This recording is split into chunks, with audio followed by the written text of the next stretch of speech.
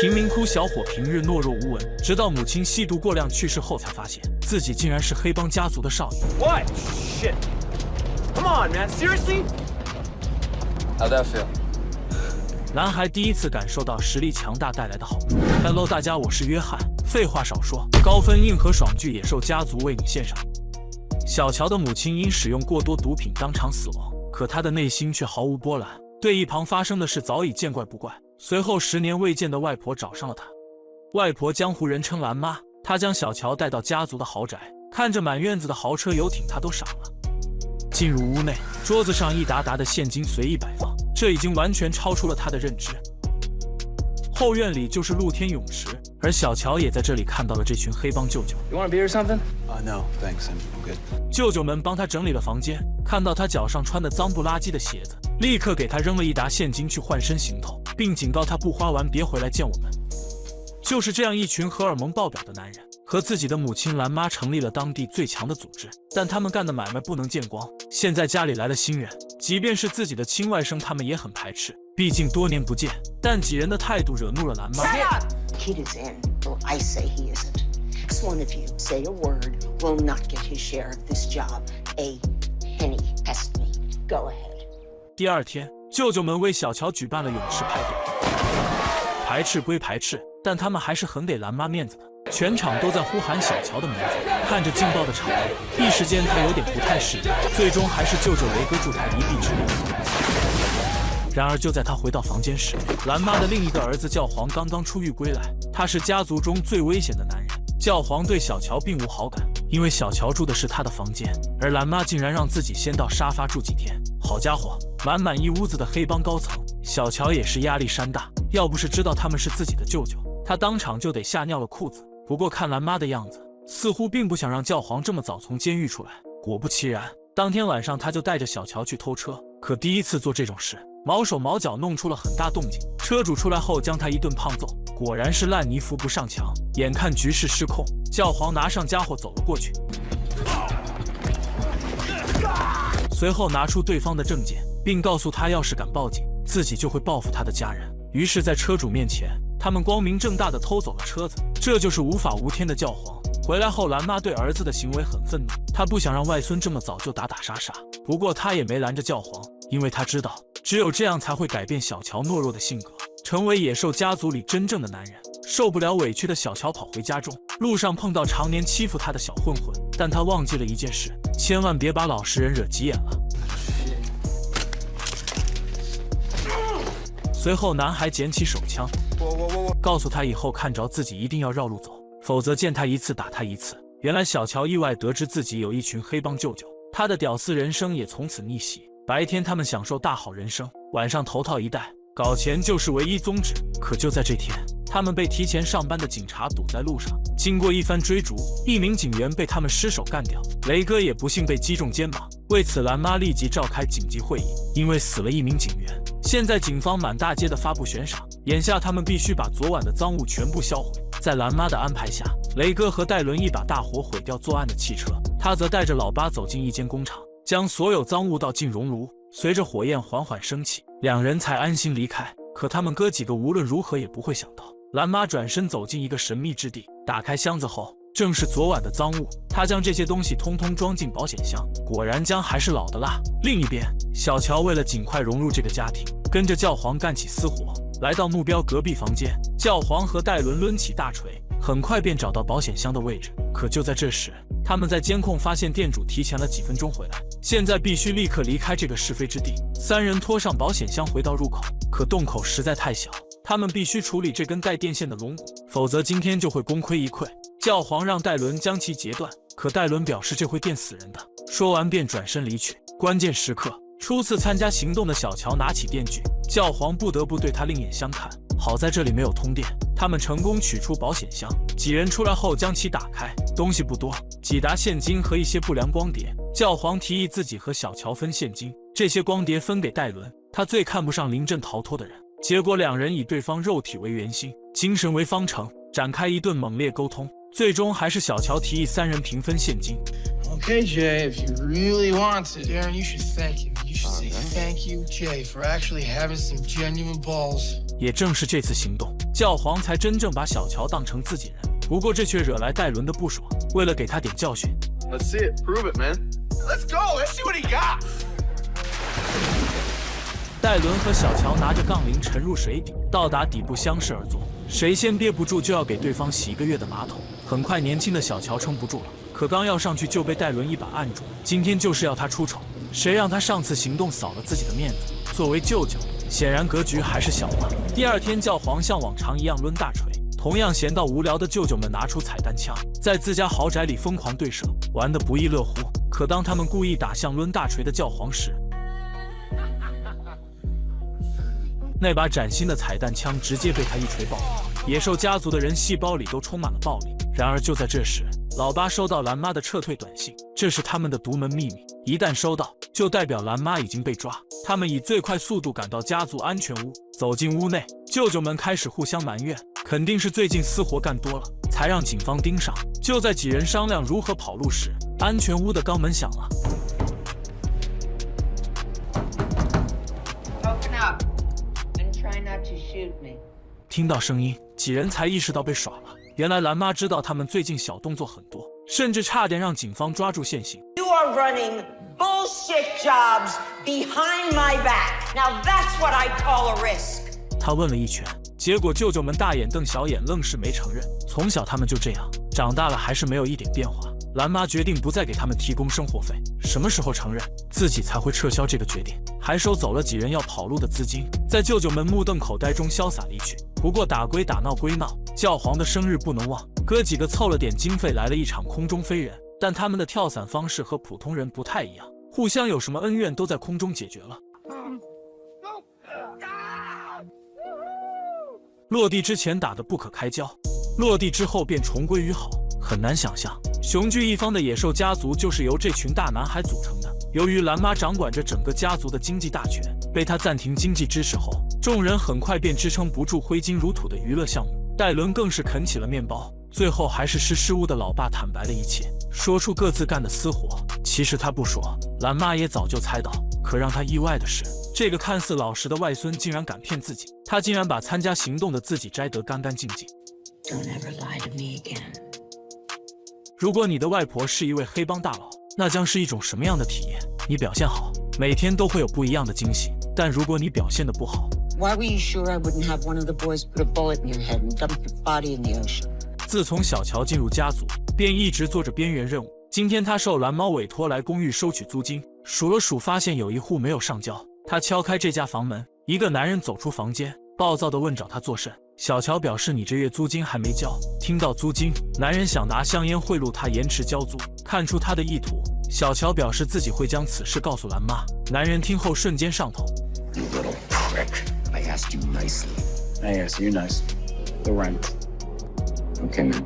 看到小乔并不好对付，男人乖乖拿出租金。回到家，小乔将租金全部上交，这效率完全不输那几个舅舅。至于那个胡搅蛮缠的男人，其实是蓝妈故意派去考验他的。很明显，小乔的业务能力得到蓝妈的认可。几天后，蓝妈决定邀请小乔女友的父母一起吃个饭，毕竟两人处了这么久，家长总是要见一面的。酒过三巡，亲家便开始高谈阔论。原来岳父是部队的一位高官，监管很多贵重物品，比如现阶段正看守着高达1吨的美金。在酒精的作用下，妻子想拦都拦不住。而这场亲家聚餐也逐渐变了味道，在一群黑帮面前谈这个，那只能怪他自己口无遮拦了。家族的利益在他们心中永远是第一位。老八套出详细情况，散场后第一时间来到军事区域外围查看情况，观察了半天，终于让他想出一个完美的策略。回来后，野兽家族立即启动会议模式。这次事关重大，因为他们要对一支军队营地下手，一旦失误就是万劫不复，但要是成功就可以提前退休。老八说出他的计划，野兽家族也没有一个怂货，纷纷表示不成功便承认。他们在这热火朝天的讨论行动。另一边，小乔回到学校，老师突然找他谈话，询问他最近在外婆家过得怎样，如果有什么特殊要求，可以随时来找他。虽然自己是个好学生，但这样的待遇还是让小乔受宠若惊。天上自然没有白掉的馅饼。原来警方最近一直在盯着野兽家族，企图寻找他们的犯罪证据。于是警方将老师变成线人，潜伏在小乔身边。显然他们是把小乔当成了突破口。为了得到情报，这位老师也是拼了，没事就约他放学到家里做客。一来二去，两人便有了更深一层的交流，有了感情。老师不忍心继续欺骗，于是将整件事情全盘托出，并让他和自己一起告发野兽家族，脱离他们的掌控。但他实在太天真。You think that it's that easy? You don't know them. 与此同时，野兽家族展开行动。雄踞一方的野兽家族到底有多狂妄？4名主力干将竟然要打劫军事基地里重达1吨的美金。他们伪装成彩蛋爱好者，通过安检进入赛场。几人戴上面具，迈着六亲不认的步伐直奔目的地，通过事先了解的路线绕到仓库后门，利用液压钳打开门锁，随后换上军装绕过守卫，来到指定地点，拿上假钞走进装有1吨现金的军事仓库。看到眼前的现金，几人立刻展开行动，将上面的防伪标识换到早就准备好的假钞上，这样他们便会有充分的时间消化这笔巨款。可就在这时，巡逻兵突然进入仓库，几人连忙躲避，结果几个睁眼瞎，愣是没看现金一眼。估计谁也不会想到有人敢来这里打劫。巡逻兵离开后，几人立刻将假钞复位，然后把追踪器放入钱袋，再把钱袋放进早就准备好的油桶里。随后几人换回便装，重新回到彩弹枪赛场，就这样不动声色地抢了一座军事基地。看着追踪器的位置，只等油桶移动，他们便会一夜暴富。出来后，将涉案车辆直接报废。完成这一切，几人潇洒回到自家豪宅。他们做事蓝妈很放心。3天后，装有追踪器的油桶终于动，雷哥和戴伦负责将他们运回。两人一路跟到服务区，趁司机休息的功夫，找到那几个带有记号的油桶。可就在这时，卡车再次启动。Don't tell me you just stopped to use the bathroom. You gotta be kidding me.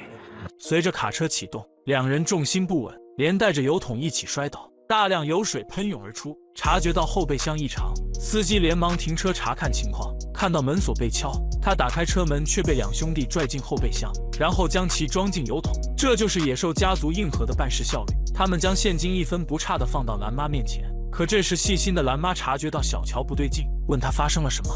Is there somewhere you can hide this? There are 2 cops waiting for me to text them when I think it's the right time for them to come in and raid the house. 原来小乔最终没能抵住老师的软磨硬泡，将家族的事情说了出来，但只说了一部分。现在只要不让他们发现这些现金，警方便拿他们没有任何办法。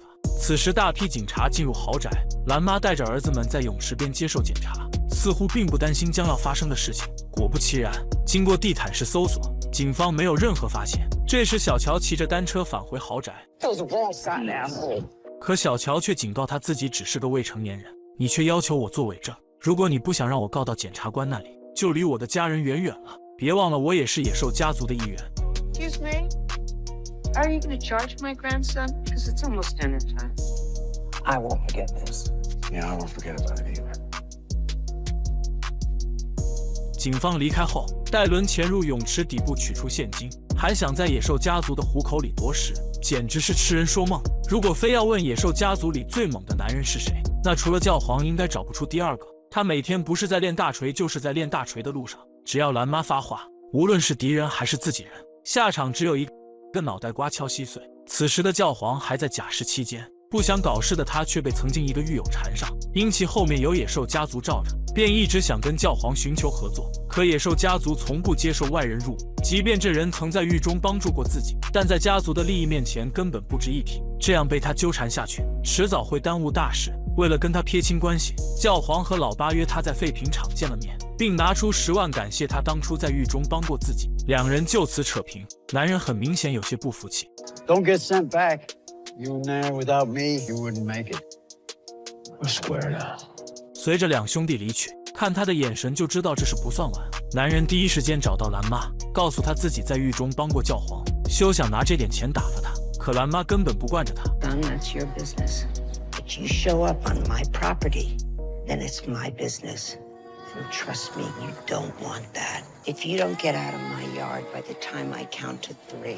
男人见状只能转身离去。当教皇两人回家后，蓝妈将此事告诉了他们。看到桌上的现金，两兄弟瞬间上头。这老小子敢来打扰蓝妈，真是纯纯的活腻歪了。两人转身找到男人，一把将其按在车上。本来拿10万走人挺好的事，现在却非要挨一顿毒打。为了不搞出人命，老八没敢让教皇出手。相信经过这一次，男人再也不敢来野兽家族搞事情。然而一波未平一波又起，这天蓝妈找到抢了自己爱车的劫匪，他二话不说，砰砰就是2枪。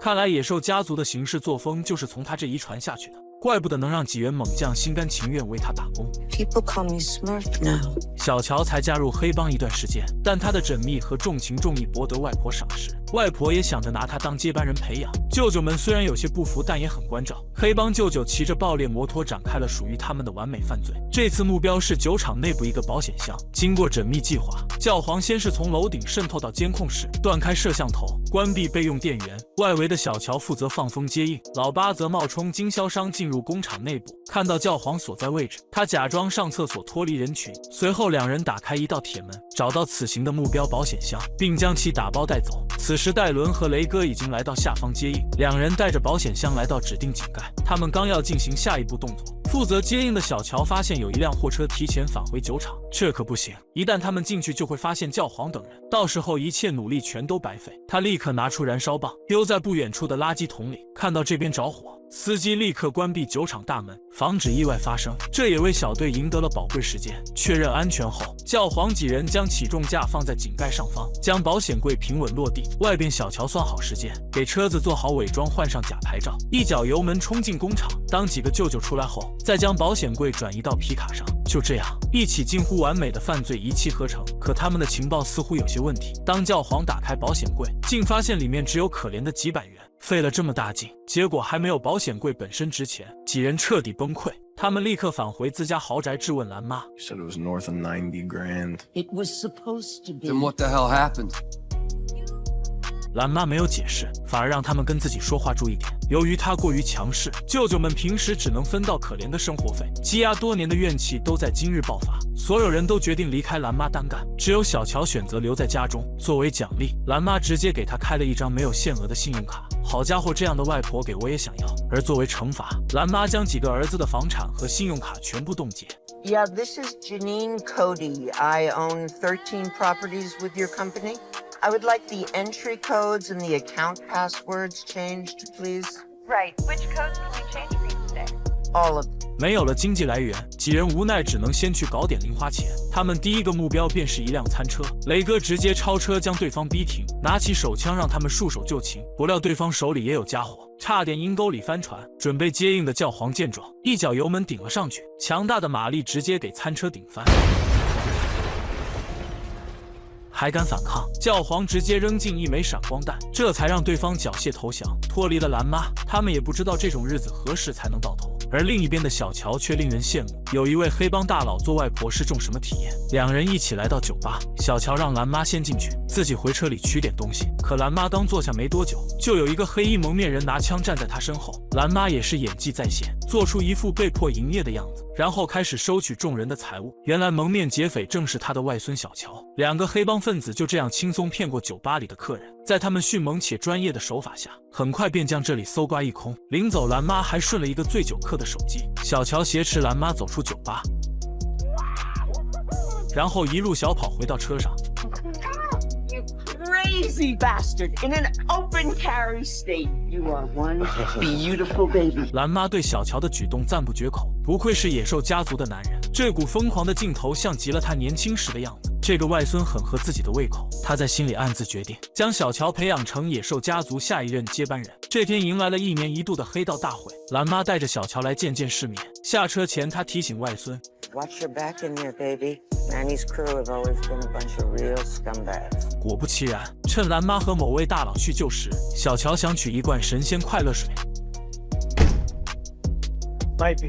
看着这些人高马大的黑帮头目，他知道现在的自己还不够分量，于是拿了份糕点坐在角落。然而就在这时，一个光头哥走到他面前，看到对方能弄到神仙水，就知道此人不简单。光头问他有关蓝妈的事情，最开始小乔还没有在意，可对方一直打听野兽家族的私生活，这让小乔对他的身份很是疑惑。他却不知道，此人正是他从未谋面的舅舅。这边发生的事，蓝妈并不知情。大会结束后，他又带着小乔看了自己的房产，这是他那几个舅舅都不知道的秘密，而这也只是他众多房产的其中之一。蓝妈将自己的经营模式告诉了他，黑帮不能只是会干活。一个傻子有了枪都能出人头地，想做大佬就要有超乎常人的头脑。你只要能管好现金，并将他们洗得一清二白，你就会是笑到最后的那个人。就是要听他这句话，蓝妈才会倾尽全力辅佐外孙上位。为了让小乔以最快速度成长起来，他不惜花费重金聘请特种教官对他展开训练。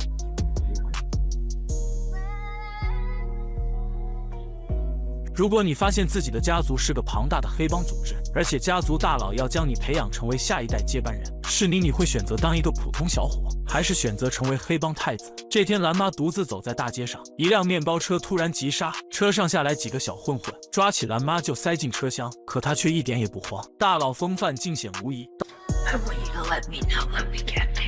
没多久，他们便赶到一处偏远的郊区。下车后，蓝妈看到在黑道大会上和小乔闲聊的光头，此人正是他20年未曾谋面的儿子。原来他的父亲当年背叛野兽家族，将所有财物洗劫一空，临走时还带走了他们的儿子，也就是眼前的光头，差点断了家族的香火。后来得知他们父子的下落，于是蓝妈便派人干掉了他的父亲。也正是这个举动，才招来今天的祸端。光头让蓝妈准备30万，明天送过来，否则自己就将他杀害父亲的证据交给警方，让他受到应有的制裁。事已至此，蓝妈也只能选择息事宁人。回来后，蓝妈带着现金找到曾经最信任的手下，让他陪自己走一趟，以防光头出尔反尔。不料手下也打起了这30万的主意。I'm sorry, Smurf. 蓝妈万万没想到这个男人竟然敢背叛自己，原来此人是他众多儿子中雷哥的父亲，这么多年都没有给他一个名分，甚至像使唤畜生一样对待他。男人的怨气也在今天彻底爆发，他将蓝妈绑了起来，准备带着30万远走高飞，而蓝妈就像看着死人一样看着他。 Good luck. Not only are you on the run from Javi, now you're on the run from me. 随着男人离开房间，蓝妈也错过了和光头交易的时间，被放鸽子。气急败坏的他决定去给蓝妈提个醒。豪宅里，小乔正在给前女友补习功课，突然听到外面传来砸门的声音，看到凭空出现的持枪歹徒，他正准备拿枪反抗，却被对方抓个正着。光头问他蓝妈在哪，小乔表示不知道。光头再给他最后一次机会。Hey Jay, where's Smurf keep my money? I don't know, man. 两个瓜娃子直接把他按在水里，忍受不住的小乔说出蓝妈放钱的地方，可经过一番搜寻，他们只找到2万块，照比他们所要的30万相差甚远。光头看他死不悔改，便让手下带着他女友去补习生理课，可仍然没有得到任何答案，看来他是真的不知道。紧接着一把将小乔推进泳池。 而他却不知道，就是今晚的行动，自己将为此付出惨痛的代价。几人离开后没多久，教皇带着蓝妈回到豪宅。原来他白天孤立无援，只能向教皇求救。如今两人回到家门口，这里已是一片狼藉，屋内被翻得乱七八糟。当蓝妈看到奄奄一息的外孙，她被彻底激怒了。这可是未来的家族继承人，差点就被人嘎了。即便对方是他的儿子，也要受到狠狠的惩罚。来看看惹怒了蓝妈会遭到怎样的惩罚。这个失散了20多年的儿子。 回来的第一件事，竟是拿出蓝妈的犯罪证据，并勒索30万美金，还将他的外孙打得奄奄一息。作为帮会大佬，蓝妈自然不会让他威胁到自己，即便对方是自己的儿子。 I didn't take you in because you were worthless, stupid, and angry, and impulsive, just like your father. 看来姜还是老的辣。原来就在双方见面前，蓝妈就买通了光头的手下，承诺他只要干掉光头，30万美金就归他所有，能成为一方大佬。手段果然够狠也够辣。与此同时，被蓝妈断了经济来源的舅舅们盯上一个教堂，这里每年都会募捐大量现金。戴伦和雷哥伪装成维修工进入教堂内部，老八负责引开监控室安保。几人顺利得到教堂内部的详细蓝图。现在万事俱备，只欠东风。时间来到募捐大会这天，小乔将追踪器放入信封，在教徒的收集下，成功混入白发老头的口袋。他将所有捐款放入自己的私人保险柜，殊不知他今天就要和自己的马内说拜拜了。此时，老八两人正拆解通风口，教皇在门口放风。当两人进去后，他立刻将通风管道恢复原样。随后，两人根据钱袋里的追踪器来到目标位置上方等待时机。与此同时，戴伦在教堂附近故意制造一起交通事故，吸引安保注意。看到肇事方逃之夭夭，安保立刻出去报警救人。教堂内，两人得到行动信息，跳下管道。他们将监控喷黑，摘下头套，展开行动，穿上提前准备好的防护服，并将整个房间做静音处理。随后对固定保险柜的水泥进行破坏，一人拿出手机测试电钻分贝，这样能保证安保不会第一时间察觉到异常。此时戴伦换了一辆货车来到教堂附近，警方也赶到现场。当安保回到监控室，发现有一个摄像头发生故障，让打扫卫生的光头去看下情况。另一边，老八两人利用起重器取出保险箱，并将它抬上推车，通过后门进入预定撤离点。整个行动没有一丝拖泥带水，戴伦一脚油门踩进油箱，逃离此地。当光头来到储藏室，懵逼当场，难以想象这个房间刚刚经历了什么。与此同时，野兽家族几个兄弟来到报废厂，由于这个保险箱异常坚固，正常的喷枪根本打不开，于是便有了接下来的一幕。当贵兄被高空抛下第666次的时候，终于是打开了柜门，看到里面满满的钞票，又够哥几个挥霍一段时间了。这个男人蹲在马桶前绞尽脑汁，此时他需要通过尿检来应聘工作，可自己长期吸食毒品，根本不可能通过审核。但让他亲手去马桶取别人的尿液还有点恶心。就在他纠结时，一个四眼仔走了进来，他瞬间想出一个两全其美的方法。Hey, I'm gonna need your piss. What? No. Oh, man, don't be a dick. I'll give you $20.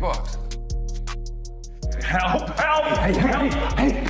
直到男人拿出武器，四眼仔才同意这个无理的要求。他拿走液体容器，男人让他动作快点。I can't with that. 1分钟后，男人终于拿到新鲜的液体，并将20块钱交给目瞪口呆的四眼仔。估计对方这辈子都没想到会有人买自己的废水，而男人这么大费周章，自然不仅仅只是为了一个工作。他的真实身份是野兽家族的雷哥。最近他们盯上一个豪华游轮，1周后这艘船上会举行一场盛大的婚礼，男女双方父母都是当地有名的商人，很明显这是一笔大买卖。雷哥负责打入内部查探情况，这才有了开头借水的一幕。他将船舱内部结构拍了下来，然后绘制成蓝图供几人参考，很快便制定了一个完美的计划。雷哥在船上和他们里应外合，登船前需要毁掉发动机并干扰信号源，防止有人报警。值得一提的是，老八没有参加这次的行动，因为他自己有更重要的事情要做，而这件事也导致他和野兽家族彻底决裂。由于老八的缺席，戴伦找来表哥顶替他的位置，这也是野兽家族第一次跟外人合作。时间来到婚礼当天，当游轮远离码头，雷哥发送行动信号，几人立刻展开行动。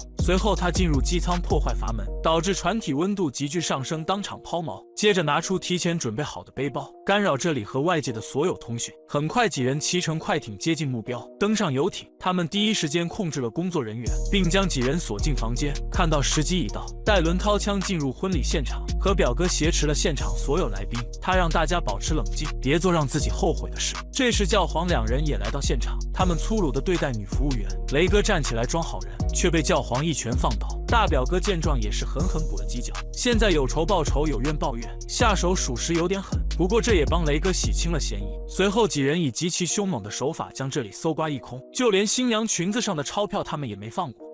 She's beautiful.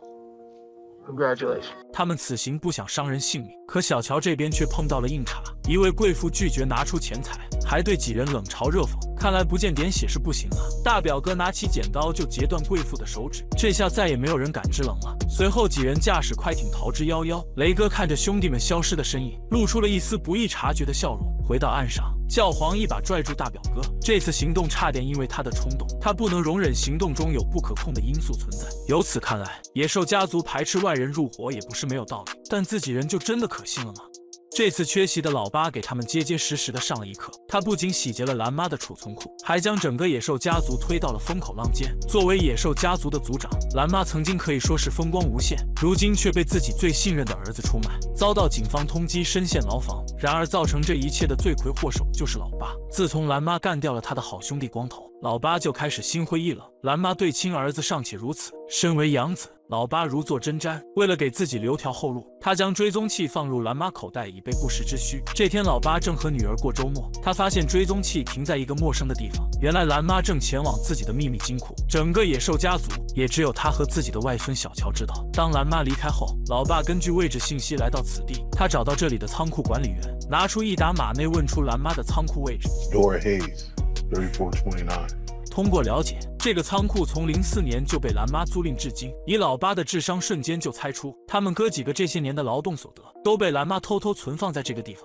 随后，他拿出软管摄像头查看内部构造，里面果然堆满了大大小小的保险柜。老爸看到后下定决心，他要脱离蓝妈，离开野兽家族。当天，他便找到了看似人畜无害的小乔，表示有一笔大买卖需要他来帮忙。小乔听到后毫不犹豫地上了贼船，可看到老爸来到这个秘密仓库，他有些疑惑，这里是蓝妈的金库存放点，老八是怎么知道的？但此时的他已经不能回头，只能硬着头皮往下赶。就这样，两人将蓝妈的秘密金库洗劫一空。临走时，老八还特意强调不要告诉家族里的任何人，好处少不了他的。与此同时，蓝妈找到了那个抢走自己30万的手下，问出保险箱密码蓝码，取出被抢走的现金，可数量却足足少了一半。男人却说：“你再晚来一步，这15万你都看不到。” Not like I'm gonna be able to do anything with it after you kill me.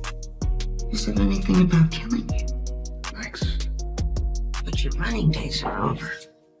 愤怒的蓝妈让他选一条腿，然后对着膝盖就是一枪。这下男人的后半生只能在轮椅上度过了。第二天，蓝妈来到金库，准备将现金归位，可打开门后却直接懵逼当场，满满一屋子的保险箱竟然不翼而飞。好家伙，这血压蹭蹭往上涨，他直接找到这里的库管。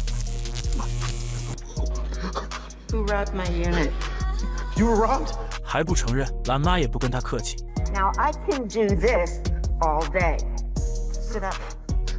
A guy paid me to tell him which unit was yours. 随后，蓝妈给他看了老八的照片，库管表示没错，就是他。得到答案，蓝妈没有贸然行动，而是第一时间找到自己的代理律师，将名下所有资产代理权转到小乔名下。也就是说，一旦蓝妈出事，小乔就是唯一获益人，他的儿子们一分钱也得不到。现在家族里的情况，蓝妈只相信自己的外孙小乔，殊不知他的好外孙也参与了抢劫金库的行动。与此同时，老八知道自己的事情瞒不住蓝妈，为了防止遭到报复，他决定先下手为强。于是趁蓝妈外出时，悄悄潜入自家豪宅，在冰箱里取出带有蓝妈身份的武器，然后来到埋掉光头的地方，将自己包裹得严严实实。接着用蓝妈的配枪朝尸体开上一枪，再将武器和尸体埋在一起。到时只要警方发现，蓝妈就是案发现场的唯一嫌疑人。回到市里，老八弄来一张新的电话卡，将藏尸地点报给警方。当天晚上，蓝妈就被警方团团包围，他自然知道这是老八搞的鬼。作为家族大佬，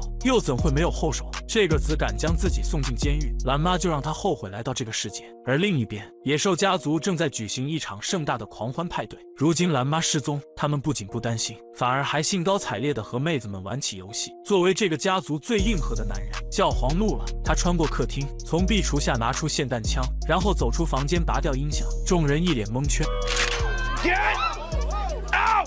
所有人瞬间四散而逃。这时，老八回到豪宅，教皇敏锐地察觉蓝妈失踪和他脱不了干系，于是逼问他蓝妈的下落。老爸见状，只能说出实情。Smurf's in jail. 原来蓝妈被他陷害，锒铛入狱，如今认证物证俱在，强大如他也只能接受法律的制裁。然而将他亲手送进监狱的老八，此时正召集兄弟们开会，他拿来蓝妈这些年克扣他们的劳动所得，还说出蓝妈是怎么杀了亲儿子的，自己又是怎么出卖他的。一时间众人有些发懵，这料报的属实有点猝不及防。随后老八提议众人分了这些现金，还有蓝妈所有的资产。小乔一听暗自发笑，心想你们要是能分到房产，老子随你们姓。之前蓝妈让他成为自己的代理人，防的就是他们这一手。现在到了抉择的时候，雷哥和戴伦犹豫了，他们没同意也没反对，毕竟那可是自己亲妈。就这样会议无疾而终。散会后，小乔接到监狱里一通电话，蓝妈让他小心一点，现在他成为了房产继承人，保不准老八会对他下手。与此同时，戴伦两兄弟来监狱探望蓝妈，他们表示两边都是亲人，不想去支持或者反对谁。 Is that really how you think this story ends? 一句话惊得两兄弟冷汗直流。随后蓝妈交代两人保护好小乔，不能让他有任何闪失。另一边，老八找到蓝妈的代理律师，企图变卖野兽家族所有资产。可律师的一句话让他当场愣住。 Janine transferred her power of attorney to her grandson, Josh. 现在的情况是，只要小乔不同意，兰妈的资产谁也不会得到1分1毫。这下麻烦了，气急败坏的老八再次召开会议，他让小乔交出兰妈的代理权，因为这些资产都是他们用命换来的。气氛逐渐尴尬。然而就在这时，雷哥问他为何不告诉他们处置兰妈的计划。 I didn't think you were strong enough to go through with it. Strong enough? Screw you, Baz. Yeah, strong enough. Little Darren running away every time Mommy hurts his feelings. 此时的老八被愤怒冲昏了头脑，他现在的举动无疑将两兄弟推到了对立面。小乔抓住机会，问他为何只拿一部分财产进行平分。兰妈的金库远不止这点东西，不料老八直接动手，而小乔等的就是他动手，自己就会得到几位舅舅的庇护。 Enough! 最终还是教皇制止了这场闹剧，没有得到兄弟的支持，心灰意冷的老八决定带着所有财产和女友回墨西哥重新生活。可他实在低估了兰妈的手段，谁都没想到，最后的赢家是这个小菜鸟小乔。但屋漏偏逢连夜雨，自从兰妈和老八相继出事，野兽家族的威望大不如从前，就连隐忍多年的邻居都敢直接闯入家门。他们警告正在举行派对的雷哥，以后记得把音乐调小一点，否则别怪自己不客气。雷哥哪受过这种委屈，直接骂了回去，结果却换来劈头盖脸一顿毒打。可以说，没有了兰妈和老八，整个家族已经成为一盘散沙。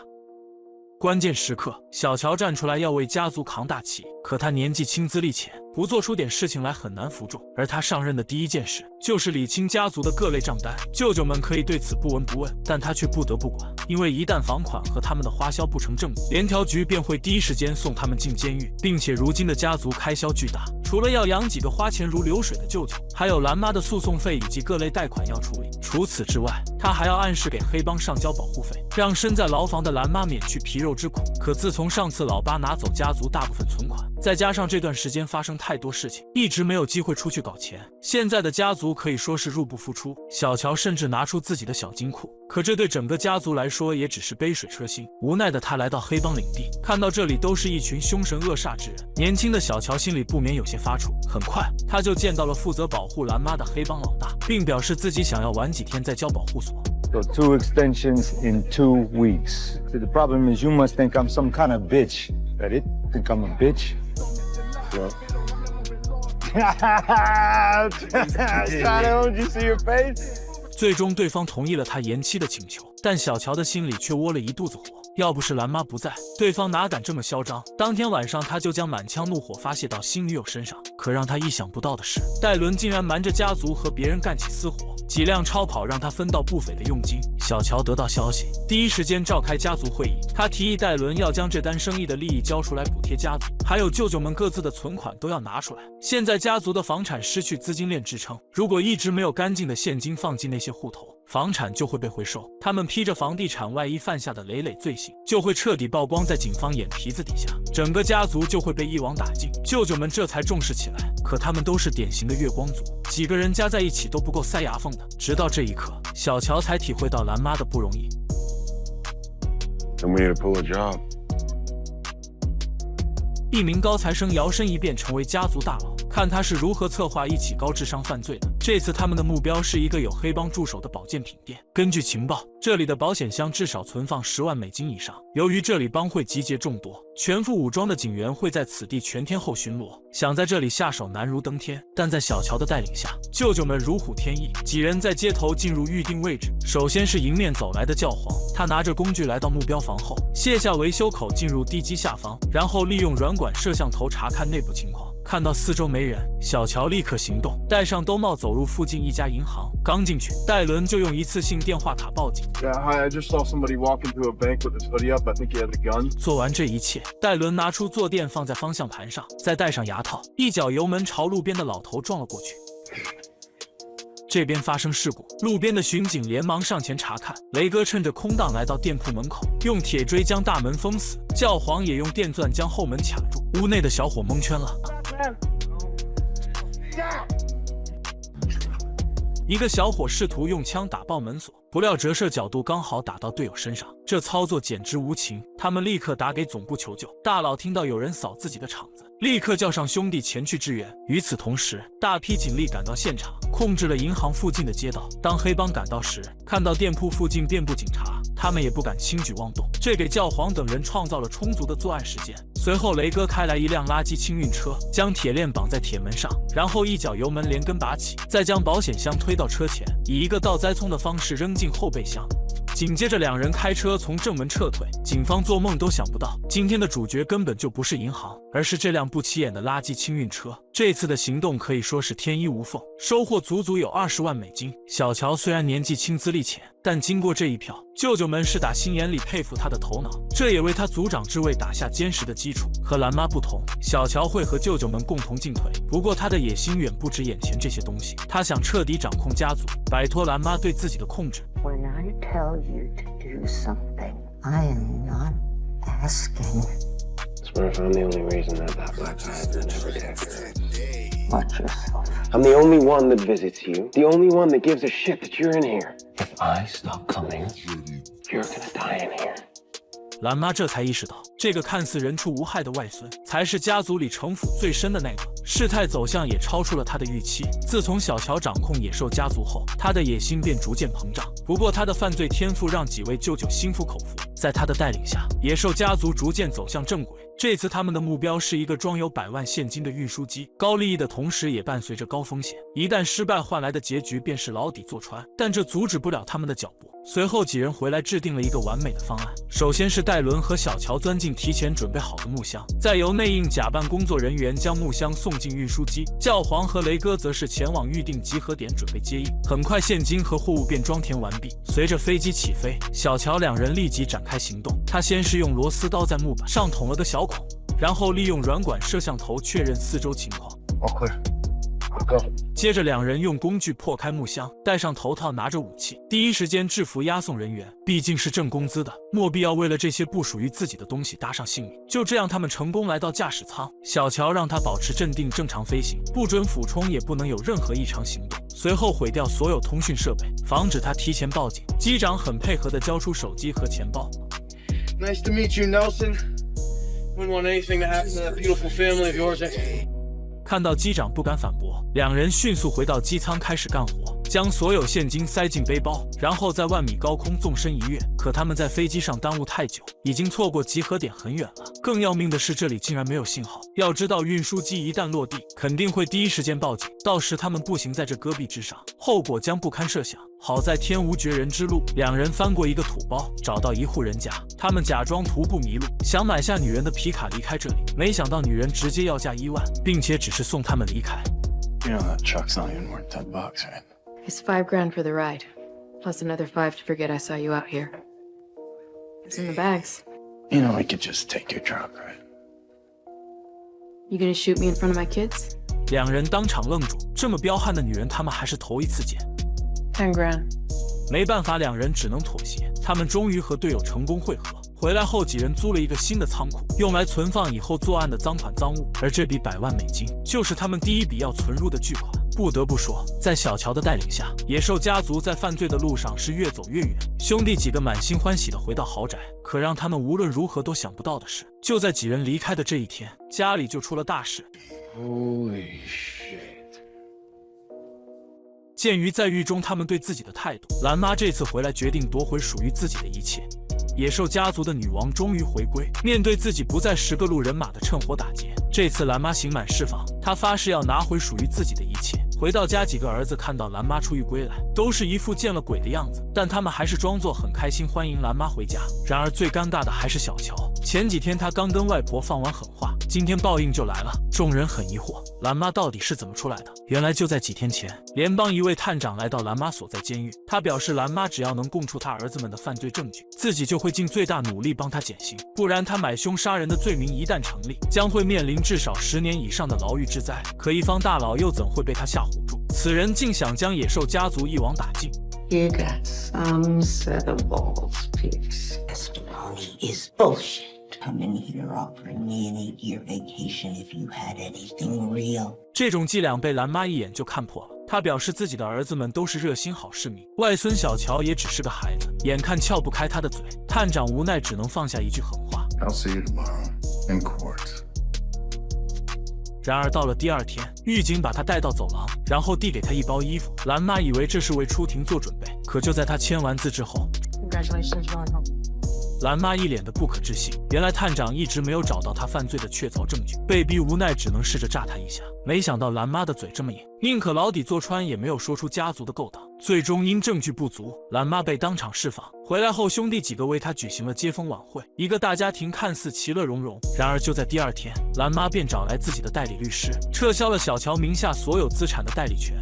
鉴于他之前对自己的态度，蓝妈还取消了他家族继承人的所有权利。时隔多日，野兽家族重新回到自己手中。随后，蓝妈再次召开家族大会，她表示自己可以为他们免费洗白上次行动的赃款，但条件是找回老爸偷走的所有财产。We don't know exactly who took the money from Baz. Who knew about the money? Who disappeared the minute Lucy? 这些年都是野兽家族去抢别人的，头一次有人敢在虎口里拔牙，这让他们很没面子。为了确保万无一失，懒妈做了2手准备。她再次找到干掉老八的黑帮，并且拿出一笔不菲的佣金。I need you to take a little trip down to Mexico. Got my attention.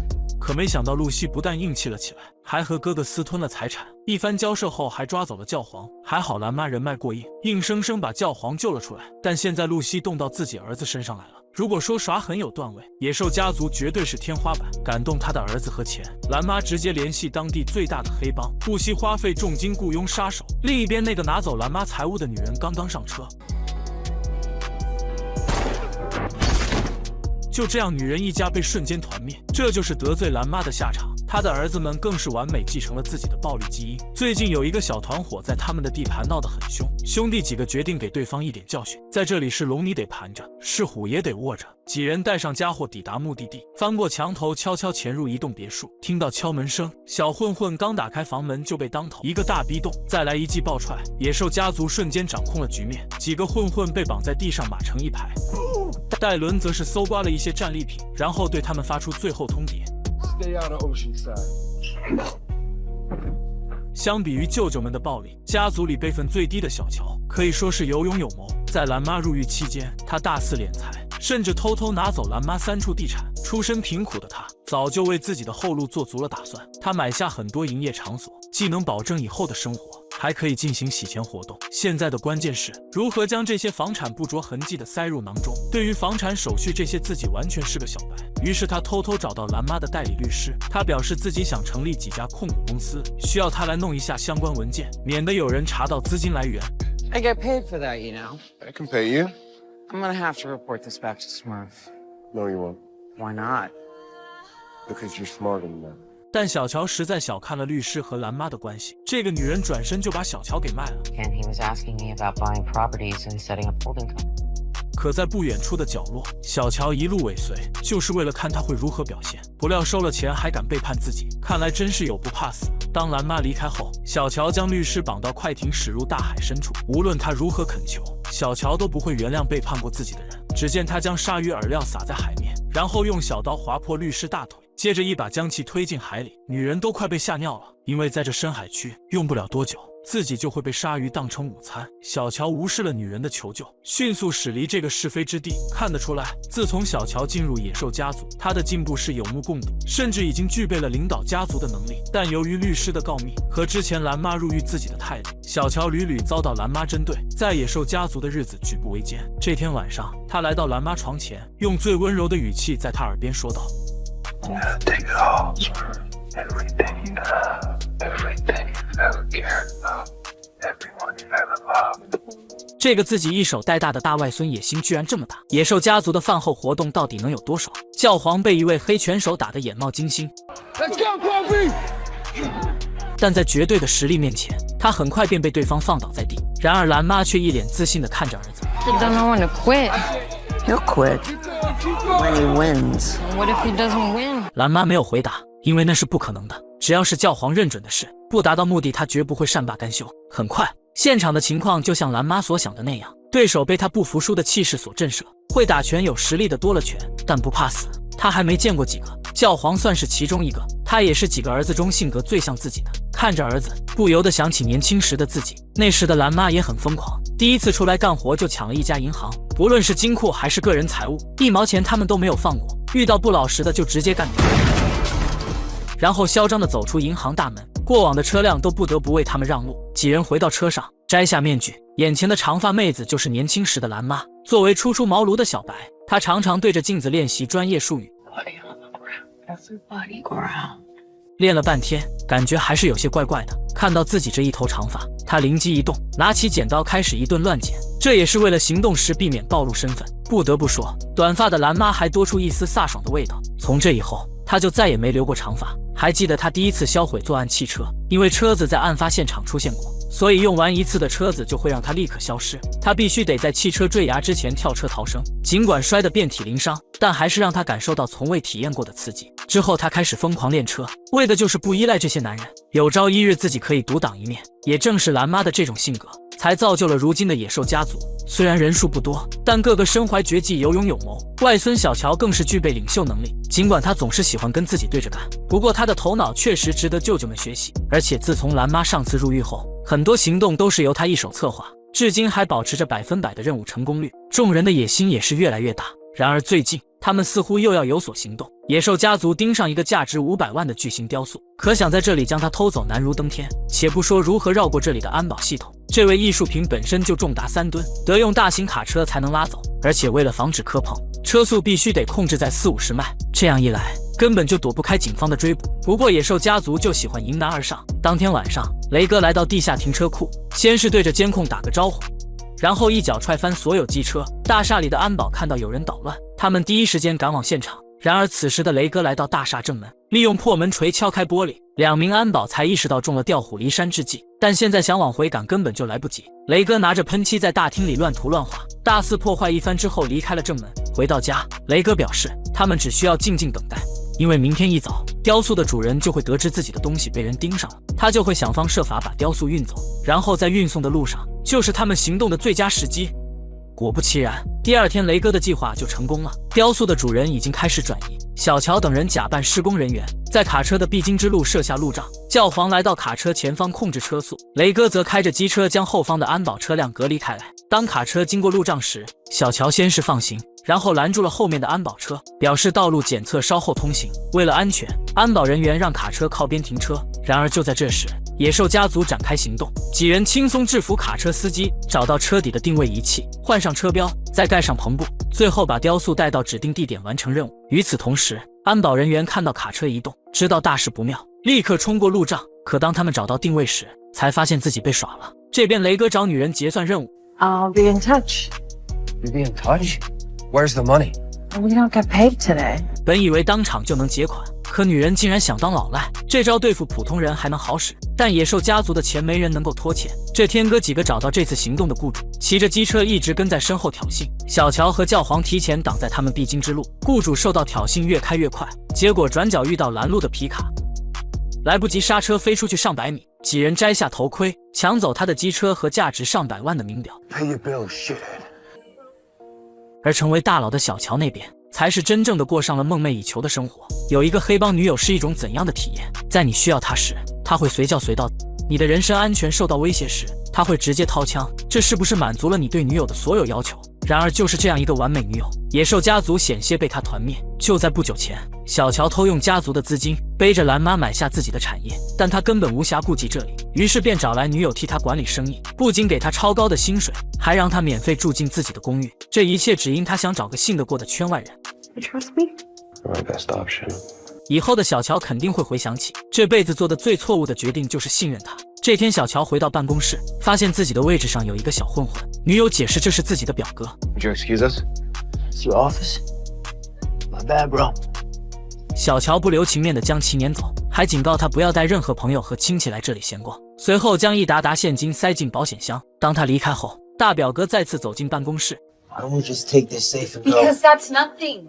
There's more, lots more, but you need to work with me. Kid's not stupid.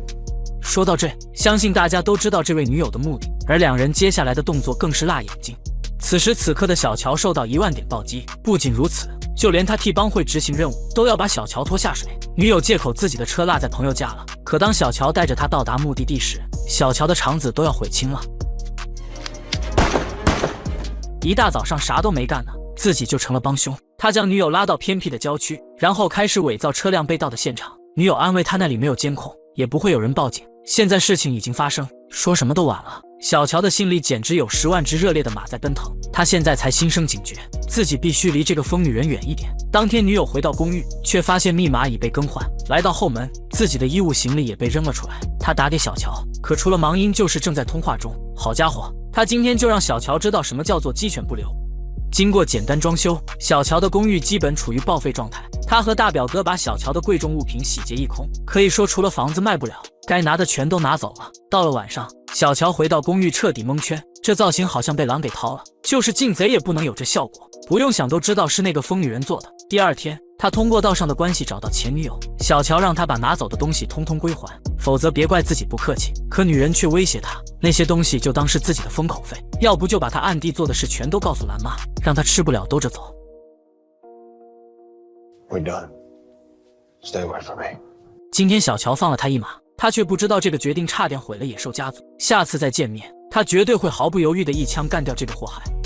另一边，兰妈作为野兽家族唯一的女王，也是当地实力最强横的黑帮大佬，家里的餐桌摆放着足以掀翻一个小镇的重型火器，但谁也不知道她究竟想要做什么。原来就在1天前，兰妈突然感到身体不适，晕倒在地。第二天来到医院做完检查，医生却告诉她已经是脑瘤晚期，推荐她做化疗维持生命。可兰妈这么骄傲的人又怎会苟延残喘？她拒绝了医生的保守治疗，但病情却不会因为她的倔强有所好转。这天兰妈刷牙时，嘴里还不停地流着红色液体。没多久，回到家的教皇便发现躺在地上的兰妈，他将兰妈再次送到医院检查，医生将她的病情如实相告。教皇简直不敢相信自己的耳朵。醒来的兰妈告诉他要保守这个秘密，他不想把软弱的一面展现出来。然后就出现了刚才的一幕，兰妈带上这批重型武器，准备去干一票大的。他用娴熟的手法拿下一辆汽车，然后开着偷来的车前往另一个城市，见到了许久未曾谋面的老朋友，以买卖武器的名义进入了他的地下堡垒。这里的武器足足能装备一个小型军队，甚至还有价值不菲的黄金存放于此。这下男人算是倒了大霉，他不知道自己已经被兰妈盯上。这次他只是来勘测地形，下次这里的一切连同他的小命，兰妈通通都不会放过。几天后，他回到自家豪宅，召集所有人开了一个家族大会。他表示自己给他们长了一个大蛋，一旦得手，至少能获得价值上百万的黄金。可这群大男孩更担心他的病情。原来在兰妈消失的这段时间，教皇最终没能忍住，将兰妈的病情告诉了他们。可兰妈根本不给他们说话的机会，还表示这次行动自己要亲自参加。Let's get going on this now. 哥几个也很无奈，既然兰妈不愿意提，那大家就陪她一起走完剩下这段路。别看他们平时很烦兰妈，但没了兰妈，还真不知道日子该怎么过。很快时间来到行动这天，兰妈的眼里满是决绝，她将所有抗癌的药物冲进马桶，看来这趟她是抱着必死的决心。随着几人长途跋涉来到目标区域，按照之前的计划，小乔几人负责从外部打通进入地下堡垒，兰妈则带着教皇进入农场和老友相见，吸引对方的注意。殊不知就是这次行动，从此江湖再无兰妈。他们兵分两路，小乔带领2位舅舅率先进入隧道，准备攻进藏有金条的地下室。兰妈则带着教皇假装和对方谈生意，实则是为了给小乔他们拖延时间。此时小乔已经展开行动，他们找到距离地下室最近的墙壁，拿出冲击钻不停深入，直到触碰铁板。他们直接用电钻打开一个小孔，然后利用软管摄像头查探四周情况，确认无人把守后，再用特制电锯掏开一个窟窿。这里果然跟兰妈描述的一样，成箱的金条就摆在他们面前。这边兰妈还在和老友尬聊，就在这时，她收到小乔的撤退信号，本以为此次任务能顺利结束，不料兰妈提出去她的地堡里看看枪械。教皇愣在原地，这完完全全就是要搞事情。当几人来到地堡入口，这时他才发现事情有些不对，但一切都为时已晚。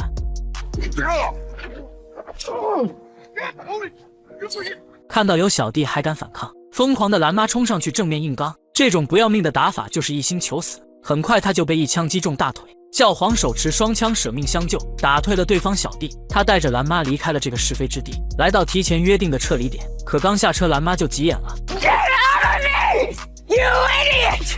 Can't you ever get anything right? I'm supposed to be dead! You're in shock.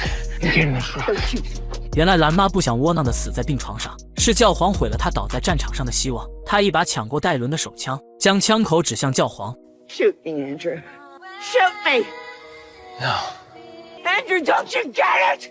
I'm already dead. And you're gonna make sure I don't die. Filthy hospital bed. 虽然教皇冷酷无情，但他又怎能对亲妈下手？就在众人僵持在这里时，一旁的小乔果断开枪，将外婆送去领了盒饭，因为他答应过蓝妈，假如有这一天，希望他能毫不犹豫地送自己一颗子弹。不知情的几位舅舅愣在原地，这小子下手还真他娘的狠。但现在不是悲伤的时候，此地不宜久留。他们抬着蓝妈的尸体离开了这里。随着蓝妈离去，所有人的心里都空落落的，但哥几个都懂他一心求死这事。怪不得小乔心狠。如今家族的声望降至最低谷，想要重回巅峰时期，他们必须齐心协力。对于那些敢侮辱野兽家族的人，他们绝不留情。 Yeah, well, Smurf's dead. Cody's don't mean shit anymore. Is that right? Say it again. Say it again. 这一切的未来都是属于年轻人的，更是属于小乔的。小混混一跃成为黑帮家族的掌权者，看他如何带领家族走向巅峰。自从蓝妈去世后，小乔便凭借过人的头脑成为家族管理者。这天，他得到准确情报，一架毒贩专机坠落在大山深处，据说机舱内有大量的现金和白粉。趁货主还没发觉飞机出现问题，现在绝对是千载难逢的好机会。说干就干，在小乔的带领下，野兽家族很快就来到坠机区域附近，几人带上山地装备分头行动。小乔带着雷哥和戴伦上山搜寻，教皇则在山脚下负责接应。凭借出色的耐力，三人足足骑行了20英里，穿过崎岖的山路，来到一处峭壁前，但这可阻止不了他们的脚步。几人扛上单车继续前行，到达山顶，小乔立即启动无人机进行侦查，通过无人机不断比对坠机坐标方位，很快便找到此行的目标。随后几人开始高空锁降，连带着单车一起翻过峭壁，紧接着迅速向坠机方位骑行，通过一段连续的下坡，终于看到了那架坠毁的飞机。他们用撬棍打开机舱，可拿下来一看，几人愣在原地，这里哪有什么现金，全部都是高精度面粉。这东西虽然值钱，但渠道却是个大问题。不过现在没时间考虑这些，仨人立刻将面粉装包带走。然而就在这时，又一架无人机出现在他们上方。That drone isn't mine. 正当他们疑惑时，突然遭遇袭击，这下麻烦了。看来货主已经知道自己的飞机出了问题。面对全副武装的毒贩，他们当务之急就是离开这里。山脚下的教皇听到枪声，又看到不远处泛起的滚滚浓烟，知道大事不妙，他立即驱车前去阻拦。一个回合干掉一台全地形山地车，可还是有一条漏网之鱼钻了过去。这边小乔等人顺着下坡急速滑行，还没脱离危险，雷哥的车轮就撞到石头，无法前进。远处的敌人朝他们不断射击，小乔立刻开始修复轮胎，在他的一顿操作下，很快便恢复如初。几人再次上路，凭借灵活的优势逐渐拉开距离。然而这条捷径并不好走，很快他们便被一处陡峭的悬崖挡住去路。犹豫片刻，小乔决定继续前进，因为现在后退必死无疑。他往后退了几步，然后猛地加速冲下悬崖。舅舅们紧随其后，三人迅速来到和教皇约定的撤离点，然后坐上副驾扬长而去。一场危机暂时解除。回来后，小乔第一时间找到给他情报的皮特，因为在行动之前，对方就表示可以回收这批面粉。看到小乔如此着急出手，他竟然坐地起价，在原有应得的基础上又多要了20%。可野兽家族的钱哪有这么好骗？交易完成后，小乔带着几位舅舅找上门来。You stole from us. You lied. You think that can stand?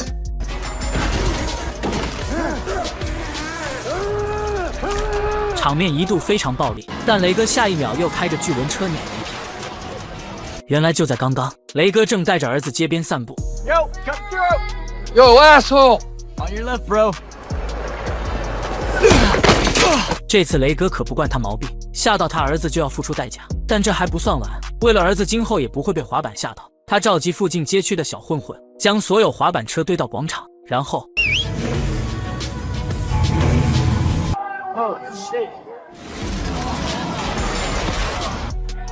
很快，在巨型皮卡的碾压下，上百台滑板车变为废铁。No more scooters. 这绝对是一位模范好父亲。然而最近因为蓝妈离世，管理家族的小乔一直忙着处理蓝妈留下的烂摊子。为了给儿子搞点奶粉钱，他和戴伦盯上一艘豪华游轮。根据可靠情报，有3个富二代在里面聚众赌博，随后两人戴上面具展开行动。屋内三人还不知道自己已经大祸临头。Yo, you! Oh, now! Inside! Get up. 他们将三人码成一排，紧接着开始搜刮桌上的现金。可戴伦却发现这里都是1元的纸币，加起来还不到一张100元大钞。All right, where's the bank? There isn't one. Oh, you guys are real high-stake players, huh? Well, each single represents 10K, dumbass. 他们表示赌注太大了，又不能携带太多现金，所以他们一般都用加密货币结算。雷哥可不信他满嘴胡话，他取下对方的手表，竟然还是塑料的。看来这小子是偷了家里的邮轮出来的。他最看不起这种啃老的富二代，于是决定给几个小傻狗一个小小的教训。雷哥启动邮轮驶离港口，开进深海后关闭了发动机引擎，然后拿出一袋足以让普通人牢底坐穿的白面，均匀地撒在他们身上。Seriously? 接着拿出电话打给海警请求救援，报告了坐标后，雷哥和戴伦潇洒地离开邮轮。至于这3个小傻帽能蹲几年，就看他们的造化。然而就在他们回去后，家族里来了一位不速之客。原来兰妈在生前立下遗嘱，她所有的遗产全都给了这个女人，包括他们脚下的豪宅和所有资产。无论小乔和舅舅们如何向律师施压，都改变不了已成定局的事实。他们完全不能理解兰妈的操作，因为一旦对方来收房，几人就会被扫地出门。然而该来的谁也挡不住。这天老黑带着儿女出现在他们面前，哥几个面面相觑。对方进来后对着屋内的一切评头论足。 Got good taste. Did well for herself. I would get rid of those and open it up a little bit for... I really like it the way it is. 面对戴伦的不爽，老黑直接将他无视。随后他叫来野兽家族所有人坐下来谈谈，而他接下来所说的话让众人愣在原地。原来老黑对兰妈的遗产并不感兴趣，深知野兽家族的能力，并表示自己有一票活需要他们帮忙。如果成功，兰妈的遗产他可以如数奉还，但要是拒绝，今天天黑之前，几个人就要从自家豪宅卷铺盖走了。 That's your decision. This is the opportunity I'm offering. 能这么轻松拿回遗产，哥几个自然不会拒绝。随后他们跟着老黑的儿子去勘察现场，这里的1楼是24小时开放的娱乐场所，看场子的枪手就混在人群中，只有通过这里才能前往2楼进入老板办公室偷走保险箱。他们必须想一个神不知鬼不觉的方法将其取走，否则一旦被对方发现，后果将不堪设想。不过做这个野兽家族是专业的，为了尽早拿回兰妈的遗产，他们立刻展开行动。几人伪装成工人进入隔壁工地，找到和办公室对应的墙壁，准备从这里凿开一个洞取走保险箱，这样就能完美避开1楼的枪手。他们测算好这里的噪音正好被屋里的音乐所掩盖。然而就在一切都顺利进行时，场地内的设备竟然出现问题，音乐声停止。看场子的枪手这才发现隔壁有人在施工。由于今天是周末，不允许装修工人干活，气急败坏的光头前去理论。小乔听到声音立刻现身应对，光头让他们赶紧收拾东西滚蛋，否则自己就赏他们几粒花生米。 We'll wrap up and get out of your way. I'm sorry. We don't want any trouble. Pack your shit up. You got it. 出来后，光头还打电话投诉了隔壁的装修队伍。与此同时，雷哥和戴伦已经打通了墙壁，可进来后却发现这里只是个杂物间。不过好在保险箱就在隔壁房间，他们得手后就可以跳窗逃生。说干就干，戴伦拿着工具撬开办公室大门，小乔用绳子将大门从里面锁死。雷哥去外面开车准备接应，然而就在这时，刚刚投诉施工队的光头接到反馈电话，对方表示今天并没有派工人干活。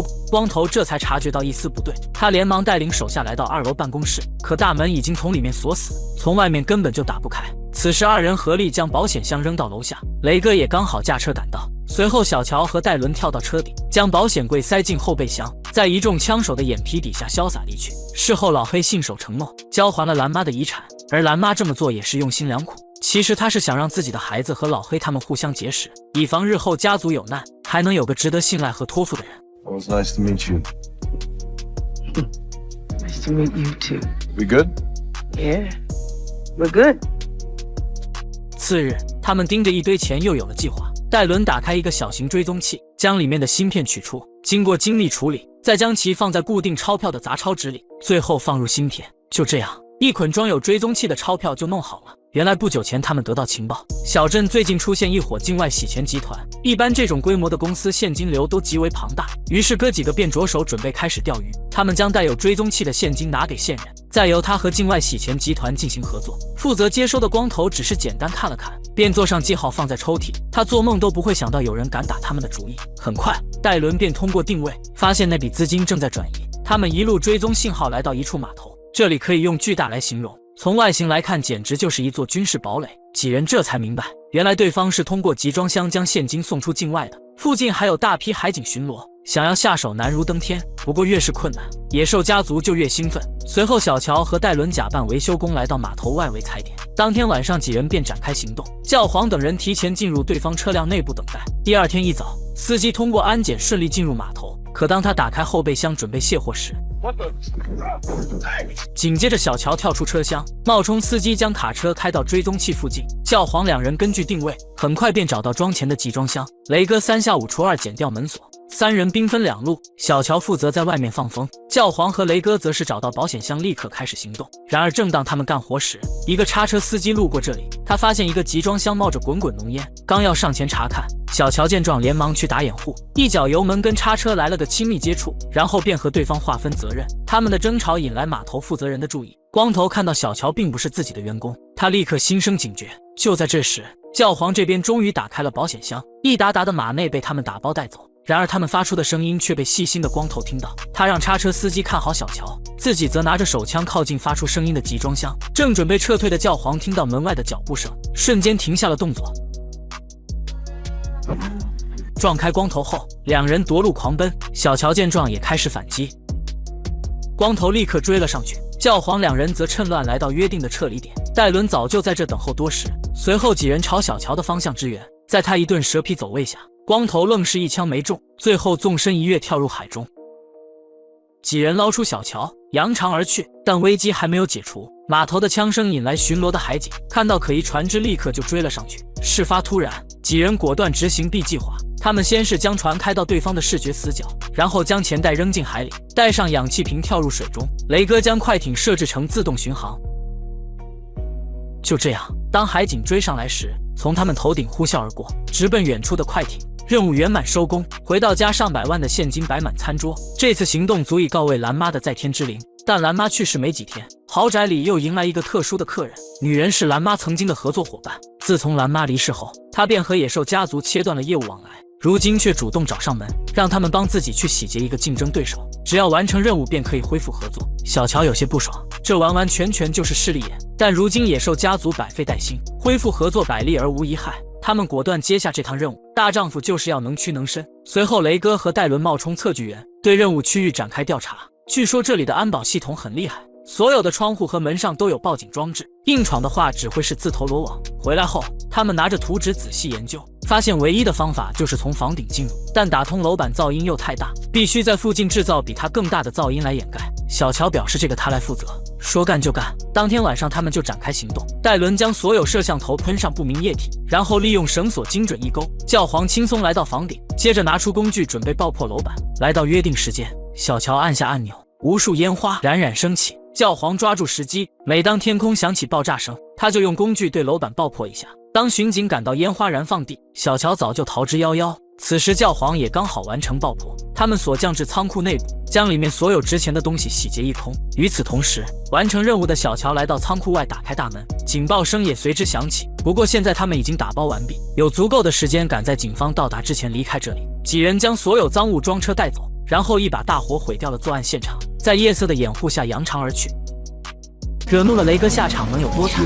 看完你就知道了。就在1天前，雷嫂正准备带着儿子外出兜风，可他刚要出发，几名壮汉突然出现，3下5除2就将他制服。他们表示让雷嫂带着钱去公园赎人，说完就开车抢走了孩子。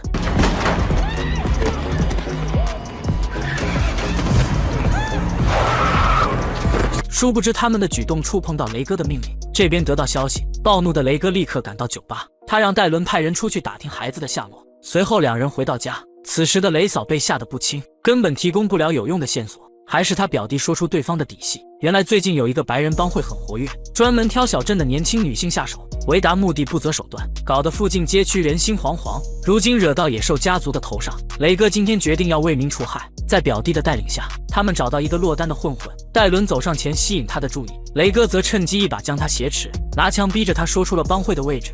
根据对方提供的信息，几人来到一处破旧的仓库，旁边还停着雷嫂的吉普车，看来孩子应该就被他们藏在这里。两人让表弟在外面放风，自己则穿上防弹衣，拿上霰弹枪开始行动。盖伦用他的祖传开锁技能打开房门，然后呈战术队形不断向2楼推进。通过走廊，他们看到一个帮派混混沉醉的研制药剂。戴伦悄悄走到他身后，捂住嘴巴。雷哥问他孩子在哪，可对方却拼命挣扎，无奈只能一枪托将其打晕。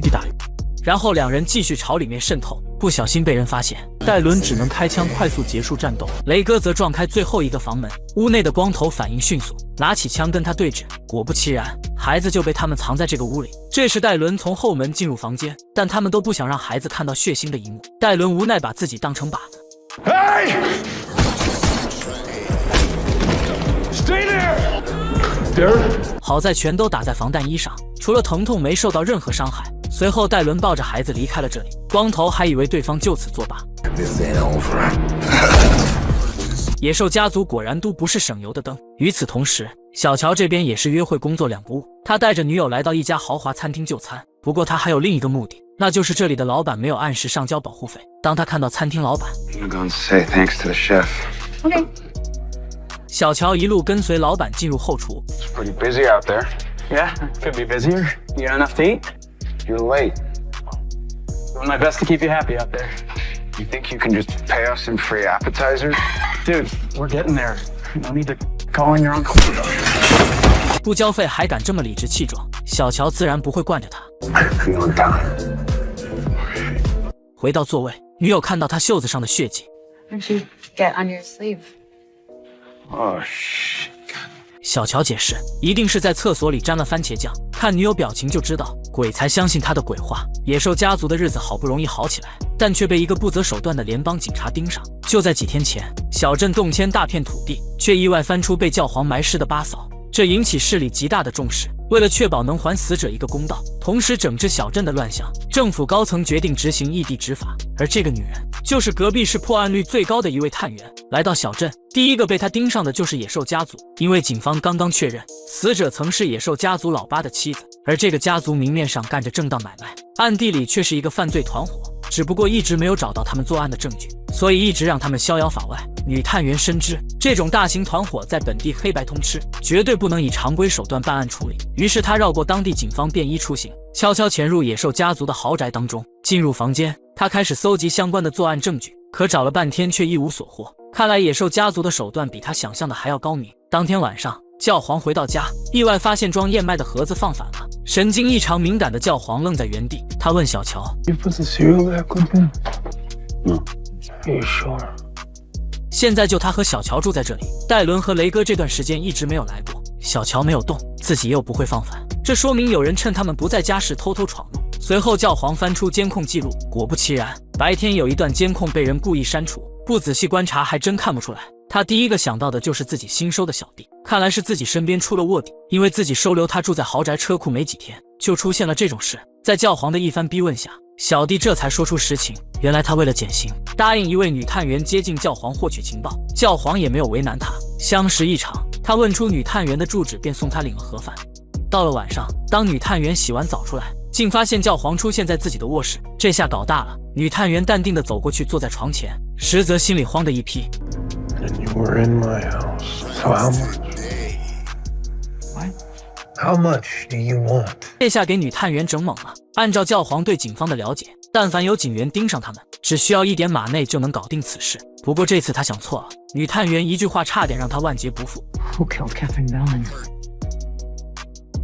原来他一早就私下问过八嫂的女儿，母亲出事当天唯一出现过的只有教皇伯伯。鉴于教皇这些年的案底，他十分确定此事就是教皇做的，只是现在没有证据，还无法对他进行有效控告。失魂落魄的教皇回到家，他将自己杀掉八嫂的事情，还有今天探员对他说的话全盘托出。教皇终于害怕了，因为这次警方肯定会盯死他，一旦罪名成立，最轻的刑罚都得是牢底坐穿。第二天，野兽家族找来当地最有名的律师，他们表示不管花多少钱，教皇绝对不能被送进监狱。律师得知警方迟迟没有动手，肯定是没有证据，现在只要教皇不承认，警方就没有任何办法。然而几人还是小瞧了女探员，她对人性的把控简直到了极致。为了和教皇单独谈话，她利用线人被殴打，以故意伤人罪将教皇请到警局。一见面，女探员闭口不谈案件，而是一直说她的侄女黎娜，以此来攻破教皇内心的防线。通过调查，自从黎娜的父母死后，教皇就待她如亲生女儿，还给她存了上百万的成长基金，即便自己出事不在了，她也可以衣食无忧。于是探员拿这个当作突破口，告诉教皇有2个选择：一是你成为被告登上法庭，丽娜作为受害人就会知道是你杀了她的母亲，承受一辈子的心理阴影；二是你现在承认丽娜还是那个天真无邪的小女孩。